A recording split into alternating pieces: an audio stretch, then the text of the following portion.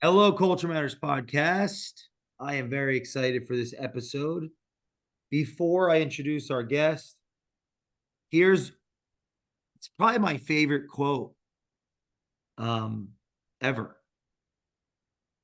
Out of every 100 men, 10 shouldn't even be there. 80 are just targets. 9 are the real fighters. And we are lucky to have them, for they make the battle. Ah, but the one is a warrior, and he will bring the others back. Heraclitus. Our guest today is that warrior that will bring. I'm not sure about that.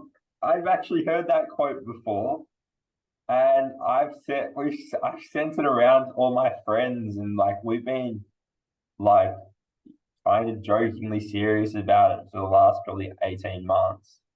And all my ethnic friends, we line it up with like who was our grandparents the 10 or the one? Wow. Because we respect our grandparents a lot.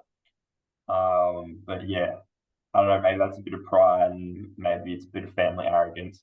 But yeah, I also I'll send it off to like my cousin and all that. Like it's I think it's true in life though. And it's definitely true in war.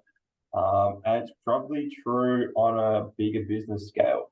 I reckon a bigger business, you have a lot of dead weight that shouldn't be there. People aren't that productive and I've heard of managers going into some businesses and they're trying to work out what 60 people actually do on a day-to-day basis and what value they're providing business with. Um, Definitely happens with listed businesses. I can't say it doesn't happen. It's a thing. We it's a pleasure having you back. Founder of Arena Securities, Aleck Arena, the one and only. The warrior of value investing, according to the Culture Matters podcast. I think it's profoundly interesting that you and your friends were passing this quote around for 18 months, and I just decided to use it today. I mean, it's probably my favorite quote of all time. I want to ask about the bigger businesses struggle with what it sounds like the distinction between the targets and the real fighters, and then the 10 that shouldn't even be here. What are your what do you, is that correct? Is that what you were where you were going with it? There's people that are Yeah, disengaged, there's people that are engaged. yeah. Um, it's definitely a thing that happens in big business that I've seen. Um, Usually companies that have co-founders or founders still involved in the business, there's usually less dead weight employees tied to the business. When it's a bigger business and a corporate management structure, usually if they don't have skin in the game, they'll also have dead weight in the business. It's just like I know with like TPG and I reckon David Teo, he was an Australian telecommunications manager, CEO, co-founder, one of the smartest. I reckon he'd be the smartest telecommunications mind in Australia. He left, kind of got sick of the Australian media and left and went to Singapore or I think no, sorry, think it's Singapore, it might be Malaysia, and started TIAS, which is also a telecommunications company that's listed in Australia. And he's absolutely crushed it over there in a really hard market. And he, from the outside looking in, I don't think he's got any dead weight. He's running a company and it's a small to medium scale, but it's really scaling up and he's got no dead weight and it's growing really fast. On the other hand, he's left TPG, and I reckon TPG has a bit of dead weight on it now. I reckon there's a few people. I reckon there's a few of those 10 people that shouldn't even be there from your quote. I reckon there's more than 10. And yeah, that's I suppose that's business. You want to try to have as many of the you want to try to have as many of the good employees as you can. ideally you want to have a team full of those one people, the one warrior, or the Mm. 10 that are actually doing something. You don't want to have a lot of the 60 people that aren't doing anything. Yeah, As a but value investor, what does that mean to you? I don't think it means too much as a value investor to me. To me, it means it's more about life. Um, because like I want to be great. I want to constantly learn. I want to progress in my career, my life. Like I, I'm just like a ball of constant curiosity of constantly getting better. Um, it kind of goes back to old stuff Kobe Bryant used to say, and yeah, it's harsh, definitely harsh. It's definitely a harsh quote. Um, but yeah, just try and get better constantly. And I am striving to be that one person, and that's perfection, and I'll probably never get there. But being able to be willing to strive to get there gives me an edge on most people that think they can't get there. So I know a Mm. lot of people will be like, no, I can't get to perfection. Reality, I can't get to perfection, but I want to strive to get to perfection because then I'll outrun the rest of the people that aren't trying.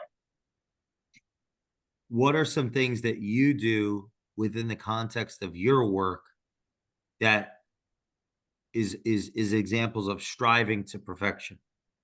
Flip more rocks. I definitely go around um, looking at a lot of businesses.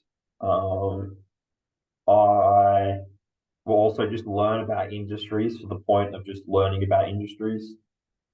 Because then if I do find a business that operates in that industry, I've already got a substantial knowledge base in how that industry operates, um, how to kind of create a moat in that industry, um, how the what I'm trying to say by a moat is how the competitive advantage is put into place, how you can make a competitive advantage in a certain industry. Um, yeah, so a lot of people in markets, especially fund managers, as they get to a bigger scale, I'm just going to say it. Sorry. So a lot of fund managers they kind of scale up, and all the brokers and all that want to get their business, and instead of sitting there and looking at all these companies and flicking through annual reports, they kind of get lost and they're going out for lunch on a Friday and going out for breakfast and going to all these conferences. And people have said to me they're thinking about if they should go to Rockpool for lunch or if they should go to Nobu for lunch. And I don't really that none of that really comes into my mind. I don't. I'm just more worried about businesses, what I think of them, valuations, having a margin of safety, um, and yeah, just looking at everything, all different types of businesses, and looking at as much as I can because it gives you more opportunities if you flick more rocks. But then if you do too much, that's also a scary thing. Why? Uh, Doing too much, you'll delve into very complex ideas. Um, you'll find things that aren't there because you're looking for answers when the answers aren't coming to you. Monish Pabrai talks about getting hit in the head by a 2x4. Means it has to be like a really, really simple idea you can understand. You can see where the value is coming from.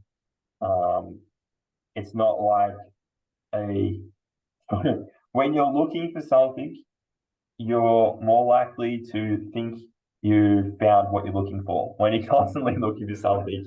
And that's when you can get in trouble in life, in markets. It's just yeah, it's so true. I was talking to you earlier and talking about going grocery shopping or looking for spouse or doing something like that. And I think you can definitely get lost up in that. I was saying going grocery shopping. If you go grocery shopping when you're really hungry, you're more likely to go for instant items that you can eat straight away that aren't that good for you. And then with spouse, if you really want to find a wife you can probably trick yourself into thinking it's the right person for you. Um, yeah, because you're see out there, you're looking for it. You're going very hard for it. It's a hard thing to explain, but I do think Moshe Bryan nailed his analogy of you want to get hit over the head by a 2x4. The idea has to be really simple. I think we've seen that in the last 12 months in his portfolio with all the coal stocks he's bought. They are really simple ideas. They've produced lots of cash and they're really cheap. So, yeah, and that's how I think I have to try to invest. And I kind of have to steer away from the more complex ideas, even though I have a few days a week and weekends to sit alone and do research. I have to try to stick to the simple things. And what does research look like? Research for me, looking at a company's balance sheet, looking at the board members, looking at its return on capital, tracking management's past, as in past companies they've run. If this is their first time they've been a part of a management team. Looking at the IP of the product, talking to industry experts or potential buyers of the product, not the stock. Trying to work out if the company has the competitive advantage or not. It's a lot more than like everyone in markets can do the numbers. So if something screams cheap, it probably does that for a reason and it's probably not undervalued. So you have to do a lot of legwork to get out there in the field, go work out why it's undervalued, why it's misunderstood by the market, because that's pretty much what I'm looking for. So I'm looking for a stock to be mispriced, and I have to create a thesis on why the stock is mispriced, and then we'll see if my thesis plays out over time. And markets are a hard thing. Valuations, just because you worked out it's mispriced doesn't mean the valuation changes straight away. It could take years, it could take months. No one really knows. And I suppose that's the fun thing about markets. Maybe your thesis isn't correct, but maybe yeah, it's a thing that happens. The thesis could be wrong. Something you have to deal with. You have to keep an open mind too. The greatest investors of all time, I usually find they do keep a very open mind. They're willing to change their ideas very, very quickly. Yeah. Any questions? What type of relationships help one keep an open mind? Do you mean relationships if you're an analyst and there's like a head capital allocator, or relationships between like, can you expand on your question? Interpersonal, like personal relationships. Who do I have to surround myself with to be the best investor, right? For the listeners, like, Well, I think surrounding yourself with some of the greatest investors of all time is always helpful in becoming the greatest. It's just like anything in life. Like, let's say you run a 100-meter sprint, like I can't run to save my life. But if I ran with Usain Bolt 24/7, I'd probably become a faster runner over time.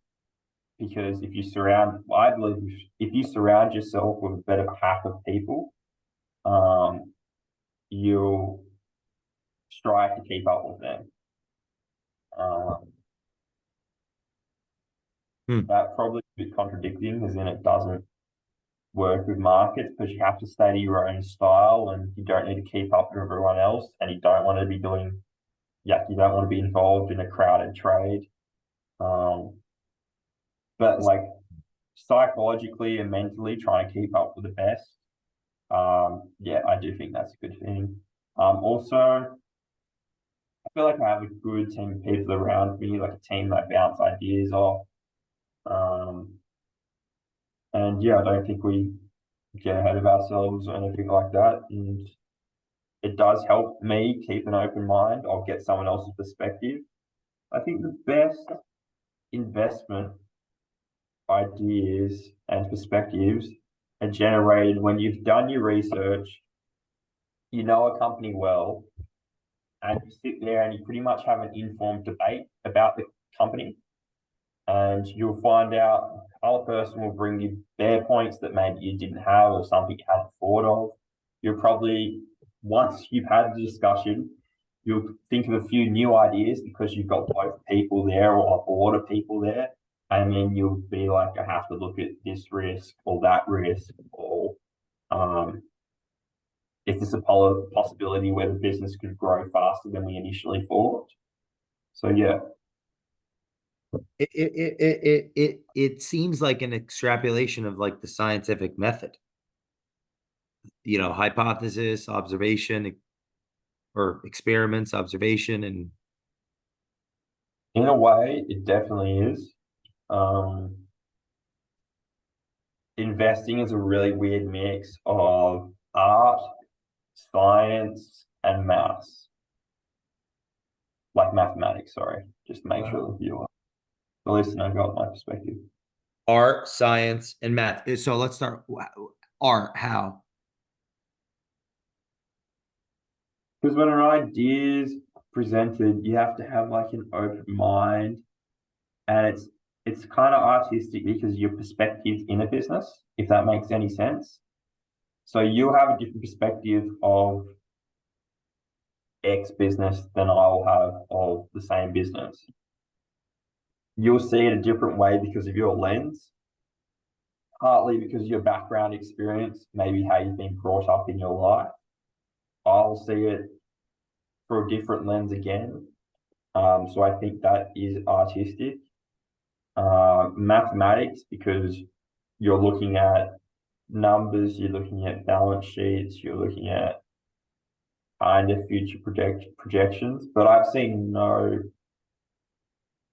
one ever make an astonishing amount of money from formulas or spreadsheets or numbers. So that's why I think the art of the idea, and I think that's important. And science, because you have a thesis, and it's kind of like, it's sometimes in science I found it was contradicting, and investing is definitely a contradicting thing. So that's how science and art kind of play into the mathematic perspective. I think a tiny bit of science is art because what you see visually is quite impressive. It seems like the science is the integration of the art and the math. Yeah, I would agree with that completely. Probably summarized better than I did. You said, I think there's art in science. That was a good quote. Yeah, I definitely think there is art in science. I think there's art wherever you look, though. Like you can look at most simple things, and you can find art in most. Like you can find art in a school, art in an oval, art in a road or an orchard or something like that. It's yeah, but maybe it's more creativity than art. But then you definitely don't want to be too creative in markets. Doesn't mean that because you're open to ideas and open to changing your mind, that one day you should be buying Geico and the next day you could be buying Dogecoin. That's that's a completely that's your investment style change. And when your investment style changes too much, from what I've seen, that doesn't end well. Also contradicting though, because Buffett's style did change and it did end very well. It hasn't ended, but it's going very well. Yeah, it's really interesting. I saw a lot of people in like 2020, 2021 go from they were hardcore value investors. Rates went down. at an all-time low. At like your cash rate was at zero for most central banks. Then they kind of pivoted they pivoted late to tech stocks and to more bubble type stocks. And I don't think that didn't end well for most of them. And now they're kind of just in a confused place where like we sold to our clients that we were investing in tech and investing into all these other businesses. But maybe I'm actually a value investor in my heart, in my mind. Everyone has a different investment style. There is no one right style. There's no one wrong style. If I was to have the same portfolio as one of the people I bounce ideas off, I would be very scared. Because then I'd think you're pretty much just copying their theses, and the thesis has to be your own, because you can't gain conviction out of someone else's thesis. You have to create it yourself. You have to have your own conviction with the ideas in your portfolio. I couldn't come along and go, Jay Doran thinks Culture Matters is a really good business. And without looking at the numbers or anything, that would be a terrible investment for me if I was to just go invest a lot of money into Culture Matters because you thought it was a good business. If my thesis was challenged, I'm more likely to sell straight away. And maybe Culture Matters was a really good business. And I've just gone and sold Culture Matters stock at the bottom. I'm just using it as an example. Obviously, Culture Matters doesn't have stock. But I've seen that happen a lot of times to a lot of different people. Wow. Just thinking myself, if I think it's happened to myself.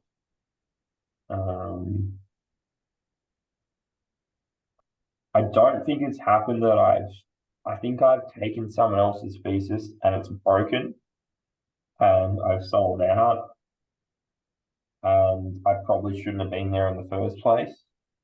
I think I haven't taken someone else's thesis and the thesis has been tested and I've got scared and sold out.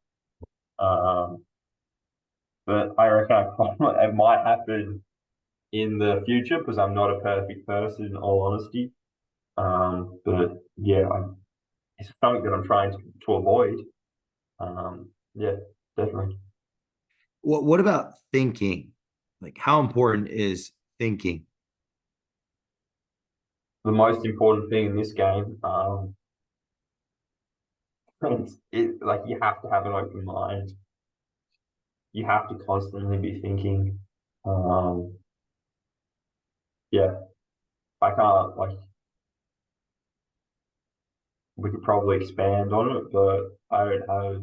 Yeah, that's How much time in a day do is invested in thoughtfulness, or what is that? Is there a process to that? if I'm being honest with you, my mum probably won't like hearing this. But like I'll be doing I'll be doing a different task and I'll be thinking about shares. Like I'll be thinking about businesses.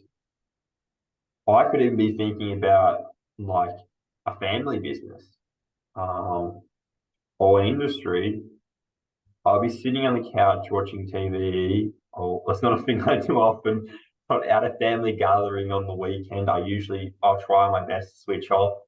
I find if my cousins are around, it's a lot easier to switch off than if I'm more with like the older people. I don't really know what that is, but I do find their lives to be very interesting and I love them very much. So maybe that is definitely the point there. But yeah, it's definitely hard to switch off. It's a weird thing because maybe you're at the desk for 4 6 hours a day. Like you're purely at the desk concentrating 4 to 6 hours a day, but you're actually there for 8 hours. And then you're not at the desk when like at dinner time, after dinner, just going around the house, going for a drive.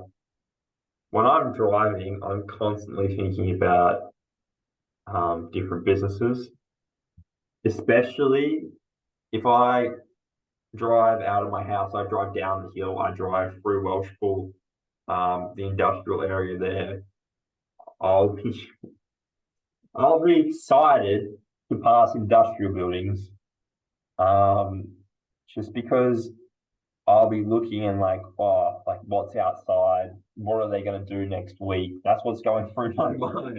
Like, because it's like there's a few little ASX listed businesses down in like Canning Vale, Welshpool, um, High Wycombe, and you can go.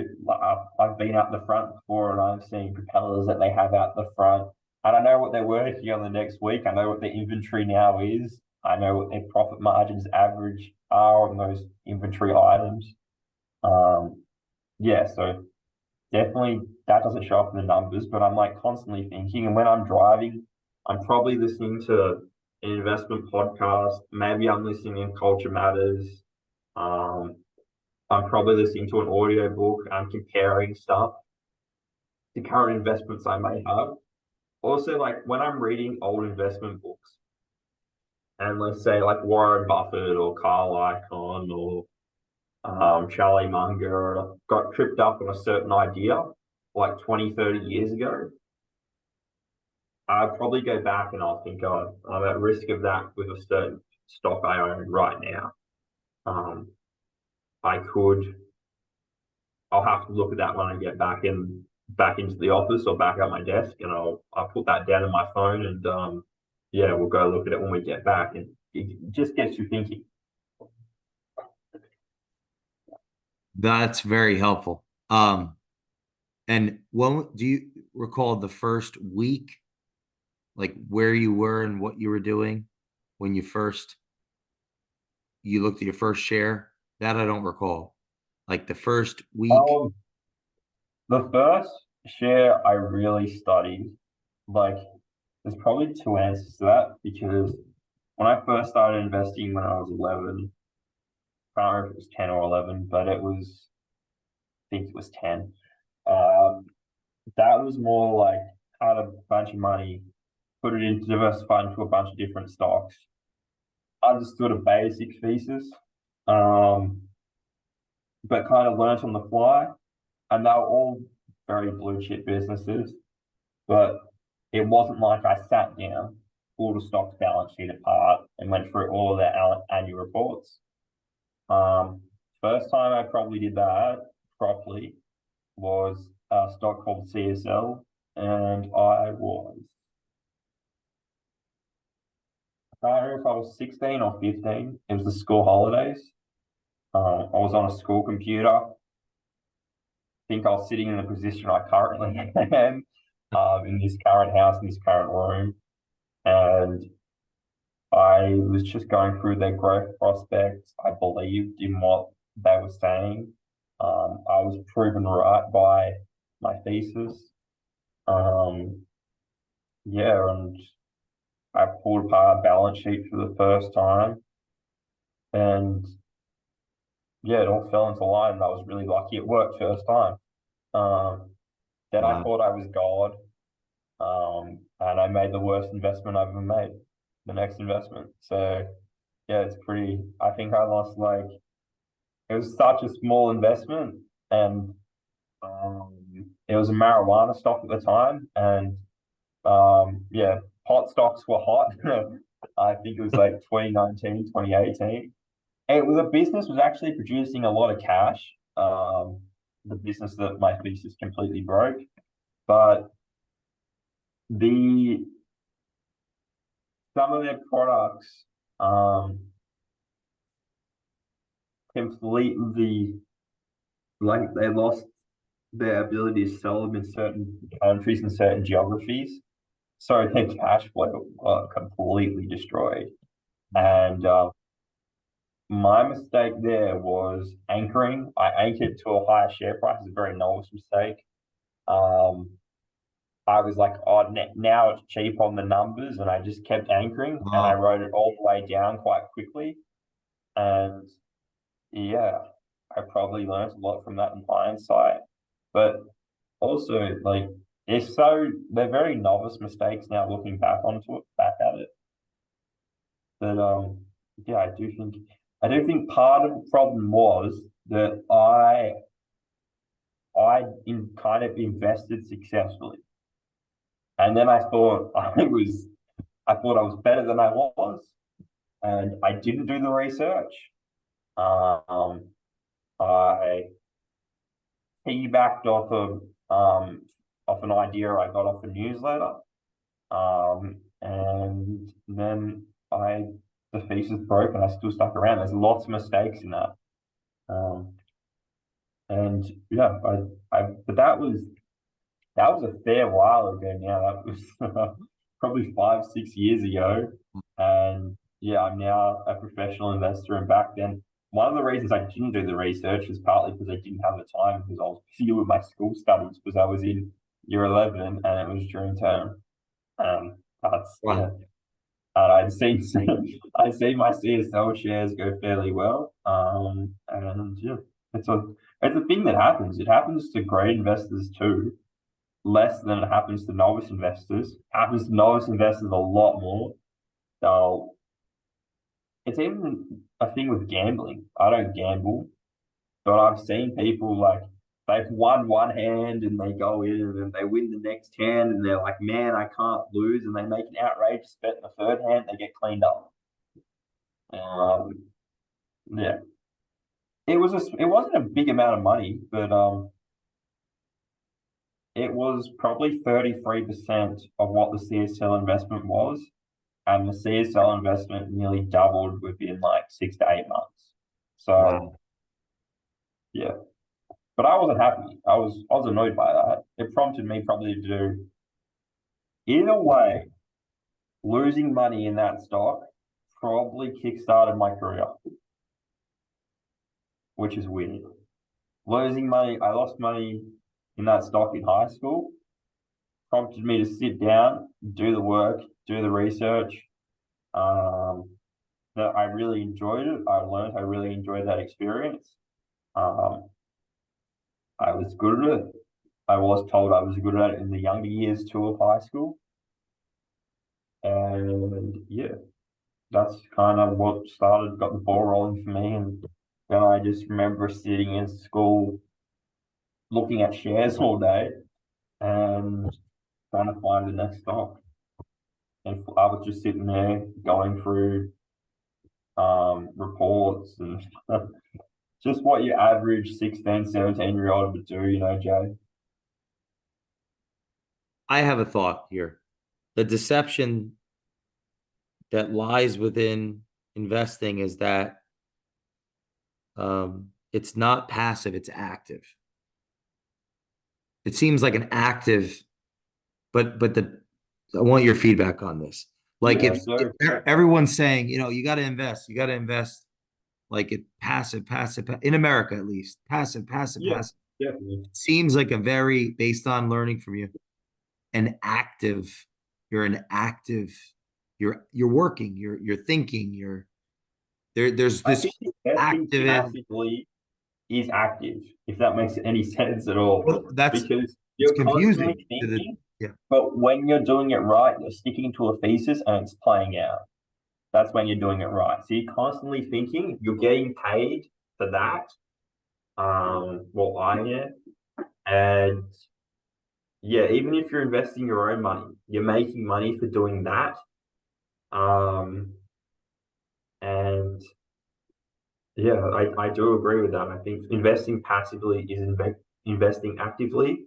Doesn't mean you're an active manager and you're trying to do value gaps and the rest of it. Yeah. It's Oh, deceptively work work or yeah, it's a lot of exactly. work. But it You're is. You need to keep up to date, go through the annual reports. Like even if you hold a good stock and it's got a really high return on capital, like let's say everyone goes about how Buffett sat there and held Apple for X number of years. He still reads all the annual reports He'll go back and read old annual reports. He'll read half yearly reports, full year reports, quarterly reports. He does that for all of his stocks. He does that for stocks. He How much doesn't could that be? How many reports could that be? on Apple. Jesus, Uh, man. how many? He would just in a day or how many I got no clue I'm how just many he would have like, read in his career. yeah, like an app, like a company like an Apple, right? Yeah. It, how many reports could exist for that company? How many years has it been around? I don't even know. I don't even know either, mate. Like 30 something? Uh, 40? you'd have Was to, it the 80s? when it listed, If it was, oh, listed. Yeah, you're right. So it maybe listed in 1980. So it's had holy reports shit. from 1980. So 44 years of annual reports in Apple. So because sometimes inventory would look similar in a prior year, or there's an inflection point that looks similar to what they've done in the past, and maybe it's got a similar management. I was I was researching Kit McGrath recently, and we're in 2024. Their last annual report was 2024, 2023. Um, and I went back to 2011, 2010, 2009, 2008. I literally read all of the annual reports. Um, so 14 years of annual reports. Yeah, it's like you don't just go read you don't just go read last year's annual report because you need a lot of background information. And the biggest advantage in markets is like kind of knowing the story, knowing the company, not as in getting caught up in a story that's being promoted, but knowing how the company started, how it was run, what management's most likely to do. Those are things you can't pick up the numbers, and it'll take you years to pick up that on a certain stock. So, like, you'll know a stock well after you've researched it a few years prior and you've kept tabs on it for a few years, or you've held it for a few years. But you need a few years of like literally being in the moment to understand a stock. How I interpret this lesson is uh, doing the work, uh, like living in the work, is gonna help me like see, feel, kind of Yep. intuit what the unsaid is. What's Yep. what, or is it interpreting what the balance sheets uh, could be saying? It even helps with that, like what the Yeah. numbers. Munger said, Some yeah. So go ahead. some companies' balance sheets are always going to be run completely differently to other companies. Some people like to have more leverage, and maybe they're sensible with how they manage it. Maybe they're not. Some people have a lot less leverage. It's very different. But back to my point before, I reckon, like let's say Warren Buffett. For Mendy, he's the undisputed greatest investor of all time. If he was to go read 5 annual reports from the last 5 years of a company, or even read 10, and he spent like a few weeks or month on stock, and then he's bought the stock, and he's done no prior work on it before, like he hasn't looked at it 10 years ago, 5 years ago. I would say, in my opinion, that he doesn't know the stock that well. And I would say that's true for me, and I would say that's true for anyone. You really know a stock once you've spent years looking at it. If I want to use I it. have great Give an investors tell example. me that if you haven't spent 2 months researching the stock, you don't know it. If you spent a day researching the stock, you definitely don't know the stock. You definitely don't know the business. I want to tell me if this is another. This is how I look at here. I'm hearing you. Let's say that. Well, if I'm going to interview somebody on the Culture Matters podcast, I'm going to go, Jeff, either to the Wikipedia or the LinkedIn, and I'm going to look at where they went to school, how long, what school was it, what did they study, who, you know. what jobs they had, how long they were there, what those companies were, how large they were. I call it the culture map. I do that to try to figure out who is this person so I could ask better questions. Like, who Yep. do they think they are? Who are they? It's so I just developed It's that. so true. Who do they think they are? Who are they actually? Yeah, like so because to know a person, there's depth to knowing, like how long you've known them, what you've done with them, the time you've spent, the types of activities that you. That's how I think of what you're saying. It's like it makes perfect, total, clear sense to me that you'd look at the company, not just 1 year or 2 years, but like 20 years or 10 years, because just like a person, uh, if I'm going to interview them on the podcast, I want to understand where they've where it looks like they've come from, Yeah, so I could ask better questions. And exactly. in that interaction, I'm learning about myself. I'm learning about them. It's fun. It's a lot of fun. So I'm curious what comes to mind. You should, like for you with podcast guests. I'm just trying to remember your past podcast guests that you get on a lot, and I can't remember their last names. But you should be able to ask like someone like Brian. You should be able to ask him better questions because you know him personally and you have known him for years. Then let's say if you had my brother or some random person on that you didn't know much about, you've just looked at their LinkedIn, you it's just like you Good can't point. ask him as intelligent questions because you don't have all the background information on the person. On LinkedIn can only get you this much. Like it can only get you a small sample size of the person. But the person actually has their own personality. Like the stock, like the business is run by Yeah. people. So the company has its own quirky ways of doing things. If that makes some people Okay. do, So the some amount of if I go, I'm going to read some of the things you said earlier. I have the notes of your. I got seven things you said earlier. Balance yeah, sheet. I'm going to look at the balance sheet. I'm going to look at the board. I'm going to look at the return on capital. I'm going to look at the management's experience in other companies. I'm going to look at the intellectual property behind the product. I'm going to look at the um, dynamics. industry expectations. I'm going to look Oh, at the industry. I'm buyers. going to talk to industry experts and like clients that buy their product, or like I'm going to try and gain knowledge on the industry. Yeah, good. I couldn't read my handwriting. I thought it said expectations. Oh, good. It said experts. Buyers of stock. So those seven things are helping you understand the personality of the institution. Yes. I think the last one was it was not the buyers of the stock, like you're getting to know the business, I was saying. Um, I don't know, you could probably rewind like 15 minutes and find out what we actually said.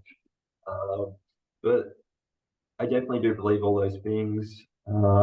Yeah, that's pretty much me, the perspective. And I think we should probably jump over to Berkshire, Jay, because we want to do a bit of a preview. Yeah, it's such an engrossing conversation. I forgot what we were going to even talk about last year. Like essentially, are you thinking? What was the theme of last year, and what was your takeaways from the 2023 Berkshire Hathaway shareholder meeting? Because we have the 2024 Berkshire Hathaway annual shareholder meeting coming up Yeah, that we'll exciting be seeing times, each other at. definitely. Yeah. Yeah, yeah. So like me and Jay did meet last year. It was a good time. Yeah, yeah, great weekend. Obviously you meet lots of people that are real passionate about what they do. Definitely a very good experience. It's definitely like the main meeting place for value investors from around the world. Um, yeah, this year should be good, definitely. Um, yeah, any questions on it or about it or like what Yeah, well, I happened guess last year? what's your expectation would be the first thing. Like what's different this year in 2024 versus 2023? Well, obviously, Well, the there's late great Charlie Munger won't be there. Um, I hope they honor him in a very good light because he meant a lot to like my, he meant a lot to me and he meant a lot to a lot of other people. Um, and yeah, he was a value investor, but he provided a lot of value to a lot of people. So yeah, I hope they honor him very well. I don't know how it will be with Warren's ability to speak for 7 hours straight by himself because he's Wow. always had his running mate and Charlie Munger there. Um, and let's steer away from making comments about the next CEOs of Berkshire and everything like Yeah, yeah, that. we'll do But it best we can. you know my opinion that I would love to see Chris Davis on stage as a running mate in the future, or Warren's running mate, but that I doubt that will happen. But yeah, it'll be definitely interesting to see. I wonder what the turnout would be like because it's like you've lost one of the superstars. It's like going to a sporting event and like I don't know, going to a Patriots game and Tom Brady's retired. Probably get less Yeah. casual fans coming in because he was such a good player. Um, yeah, so it might have that effect. I also think a lot of people will come to honor Charlie though. So Yep. yeah, should be good. In a And sense, I mean, what if that makes me think maybe it'll be a huge turnout because it's like our opportunity to to pay mourn respect. because it's like a funeral. It's kind of a celebration, I mean, I didn't get to but go to his funeral. I would have wanted to go to his funeral to yeah, they celebrate did him. hold a private thing in California a few months back. It was a public um memorial kind of service for him a few months Okay. after he died. Um, and it wasn't. No one really found out about it to be honest. So it was kind of a privately public thing. um, For those that don't know who we're talking about, why is Charlie Munger relevant? mm, because I was gonna say he's the greatest of all time. He's definitely one of my life idols. Um, a little old man, grew up in Nebraska as a child. Quite an inspiring life story. Unfortunately, his son Teddy passed away at age 10. He became a lawyer eventually, I think in his 30s. He went off to war. He lost one of his eyes. So he had did he have a glass eye? Yeah, yeah, Yeah. later in life, yeah. And he started running his own fund when he was about 40. He was a really good investor, nearly blew up his own fund because of position sizing, and then shut down his fund and became a part of Berkshire. And Warren recruited him because Warren accidentally made a mistake, but Warren got him originally to start a fund. So he was like, "Why are you doing law? There's no money in law. You get so many headaches. Your good clients are actually terrible people." So then he like sat back and Such a was good thinking argument. about what he was doing with his life. And he definitely went into investing and did quite well for himself and provided us with a good example. Changed Warren Buffett's opinion on um, on how to invest. And without Charlie Munger, Berkshire would probably be half its size, I reckon, or seven, like it would be a lot smaller. Um, and it wouldn't have been as successful without him. And he probably had, he was in the right place at the right time for himself and Berkshire. He would have been successful himself, but pairing him and Warren Buffett together was one of the great partnerships we've ever seen in the world.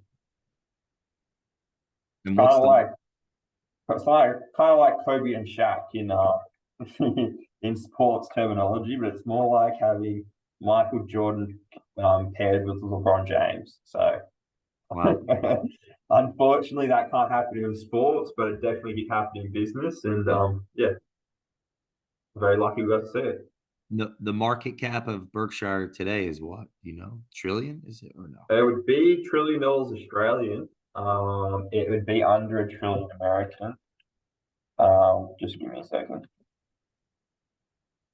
If your market cap's anywhere close to $1 trillion, you've created a lot of value. So the market cap is 881, let's call it 882 billion US. Wow. So close to a trillion. Or 110 billion off being $1 trillion Like business. if I understand a lot of the if I understand Berkshire correctly, help me out here.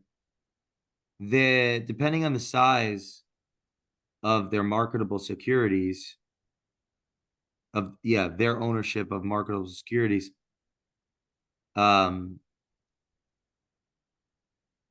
the look through earnings may not be counted or reflected in the share price, or is that untrue? Yeah, they're. Hence, Do you mean like if you're looking at like their cash flow and their profits and I'll give you like, the example I'm trying to remember from reading it last night. Like, are you saying as if their book value, I think, it was book value. Yeah, like if they don't get, it's gonna be reflected on the dividend, not necessarily what the business is making relative to the amount of ownership they have of a of a stock. So, for example, if they have 10% of a stock and the stock earns $1 million that year, but the dividend is, you know, 50 grand, 50 grand will show up in the yeah, accounting. exactly. That's something I learned last night. Oh, okay. But doesn't that Yeah. affect the valuation potentially or how it's No, perceived as not really, valuable, because or it depends? you could just go how much are their shares worth, and their shares are worth X, so Berkshire shares should entail the value of the stock that they hold. Um, the it does affect their net profit and their cash flows and all that. Because obviously cash is like your cash flow is the amount of money you have that's come in. Yeah. And yeah, there's quite definitely quite a confusing. Um, they explain it quite well, but there's definitely a lot of stuff happening in their books because it's not just like we've got one product. They have so many different businesses, private and public, and yeah, it's definitely I would think it's uh, very hard to value something like that. it definitely is. So people think when Warren and Charles, well, when Warren dies, that they'll pull Berkshire apart and split it out, and there'll be a value creation from that. So people think that certain parts of the business will trade in a higher multiple, Mm. and yeah, you could split all these different. You could split Berkshire literally thousands of ways. But yeah, I don't know. Hopefully, I think Warren would have wanted them to keep it together. So hopefully they keep Berkshire together. Unbelievable. For those that are listening that are going to go to their first Berkshire Hathaway annual shareholder meeting, what advice do you have for them of how to get the most out of it, in closing? Talk to lots of people. Just enjoy the experience. Have a good time. Um, I can go there with an open mind. Um, yeah, and I reckon it should be a good experience for 'em. I think it was definitely a good experience for me last year. Um, Hopefully it is again this year. But if you don't talk to anyone, you're not going to get much out of anything, really. You're never going to get to know the person down the street's perspective on life, and one day that might be able to help you. Everyone's got their own experiences, and yeah, I do think it will help everyone. Like last year, um, obviously, I could explain like how I met Chris Davis, and that was very lucky. And I feel like that has paid dividends since. And obviously, this year I'm now going to New York to go study his old past mistakes. He's got all of his stock certificates plastered on the wall of his father and his grandfather's mistakes with investing. So it's about Wow. it's a lifetime's worth of knowledge. And yeah, I was going to go there and study his mistakes, and I was lucky because I made that relationship last year. But yeah, that was due to my network, and I was very lucky in who I had in my network and how I met Chris. So the story was that Rob Milner, a prominent Australian business person, messaged me, telling me he wanted me to meet one of his friends that was US based. And then I asked the friend, like, if he was going to the Markel dinner, because Markel holds a private dinner on the Saturday night. And he said, yeah, he was going. And I was like, that's amazing, man. Can I come? Is there any space for me to come? And no, sorry, he asked me if I was going. And I looked at him and was like, no, I'm not going, man. This doesn't look like I've got an invite to go. And yeah. Then he called up the CEO of Markel, Tom Gaynor, and got me invited. And then we popped over there and went. And then Chris is obviously on the board of Markel, so spoke to Chris and compared notes with what he felt of Australia. And he's got an Australian grandmother, or had an Australian grandmother. So yeah, kind of made a bit of connection over that, and now.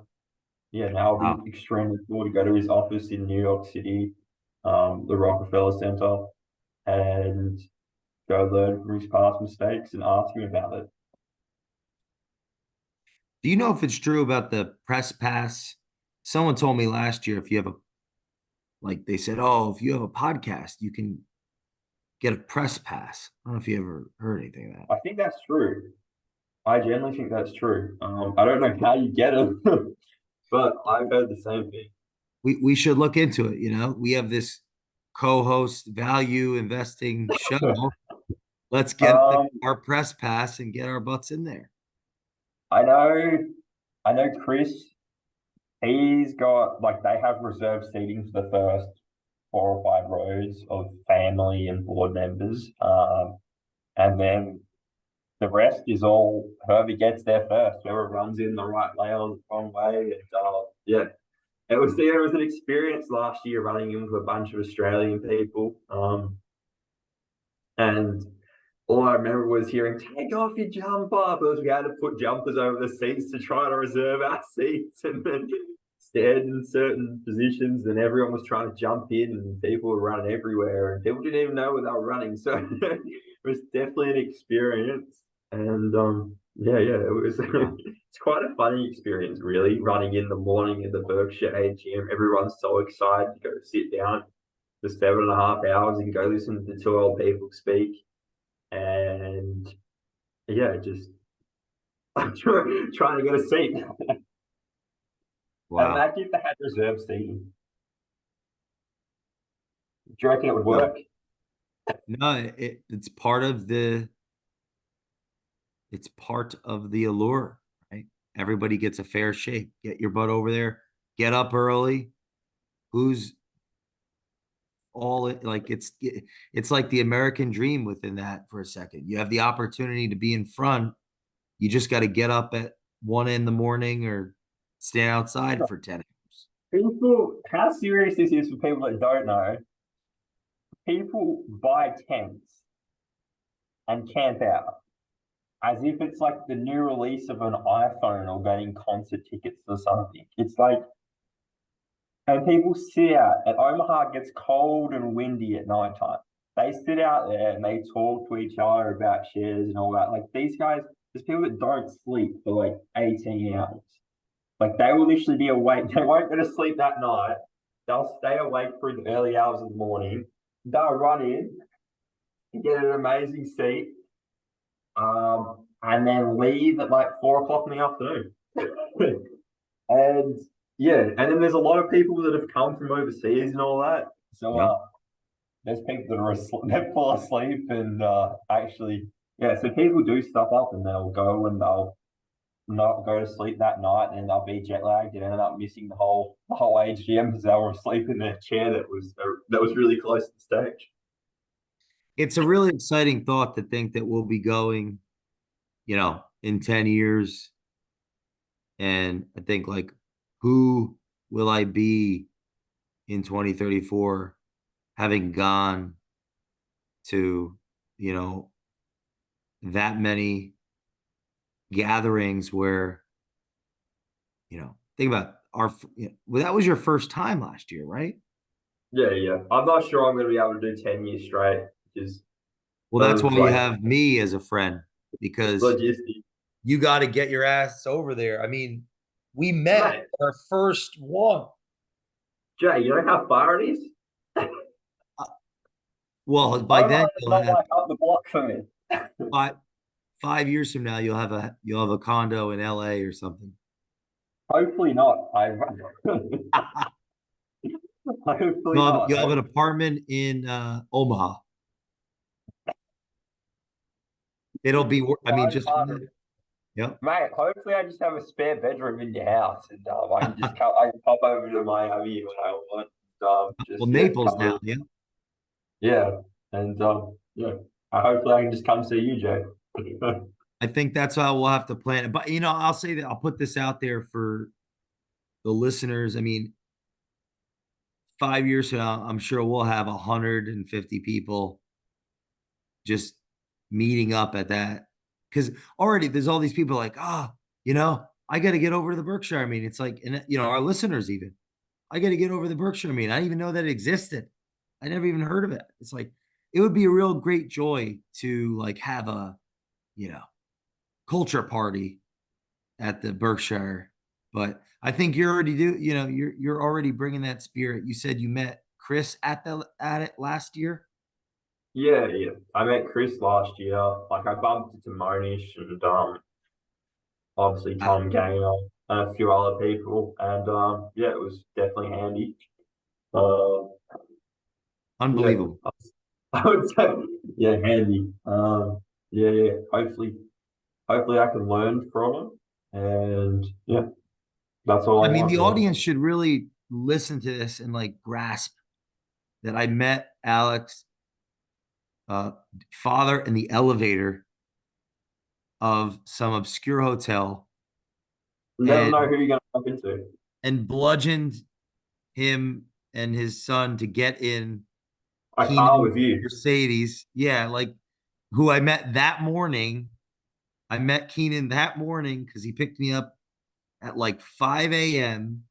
because I didn't know what I was doing. So I got a lift at 5 a.m., an Uber, and we got there. Nobody was there because I was too early, right? The day before. And Yeah. the guard was You were like trying to giving get us, you're trying to get your lanyard like a day. You're trying to get your lanyard like 5 o'clock in the morning. I think it opened at 11 or 12. And then I'll never forget the umbrellas where it started raining and then there was this massive line. So Jay literally calls the Uber driver and he's like, go get us umbrellas. I'll pay you to get us umbrellas. And I'll never forget his water once. It was like a welcome to America type moment because of like tipping and all that. We don't have that in Australia. He had like $100 in $1 bills. He was just like handing them out, and the Uber driver went and bought us umbrellas. And then we had umbrellas, and we weren't standing in the rain. It was like, what is going on? It was pretty funny. and then how about when he dropped us off across the street from the restaurant? Oh yeah, yeah. Jay got the Uber driver to drive us.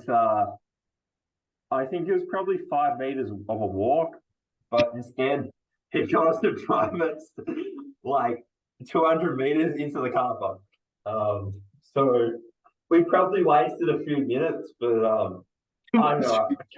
Our company must have been worth it, mate. Do you remember his face though? Because so this we all having dinner, and Mm. we all walked outside to go to the hotel, which was directly across the street from the restaurant.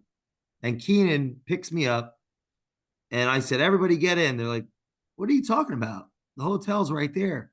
I said, "Get in, get in." So we all get in the car, the whole family. I look at Keenan. He goes, "All right, Jay, where are we going?" I said, "Back to the hotel." He almost spit out his water. Like, It's like, what the heck Um, are you doing? I was like, yeah. And then bro, we drove slowly across the street. It was the funniest thing. It you was, had to drive. Didn't you have to drive? Didn't you have to loop around backwards to go through the car park because we were just past the entrance? Yeah, yeah, yeah. yeah. And so Keenan's coming back this year. I can't wait to see him. We got he's coming out What a just, squad we're gonna have, Jay. What a what'd you squad. say? I'm I telling said, you, what a squad we're gonna have. we're gonna have a squad. You know, we got a couple friends coming out. We're gonna have a car the whole time. And just so if you're listening to this and you have any interest in Berkshire Hathaway shareholder meeting, understand what you're missing out on. The culture, the community is unbelievable, and we're just a tiny little example of friendships that are made. And there's 50,000 plus people that go. It'll change your life, and yeah, I can't wait. Cannot wait. It's gonna be so much fun. Yeah, definitely. And all right, Uh, so if you listen to this episode, follow. Please leave us a review on the Culture Matters podcast, and go check out Aleck on the Culture Matters podcast. There's numerous episodes that he's on. They're all different. You'll learn different things about value investing, and challenge you to connect with him. And we'll see you next time on the Culture Matters podcast.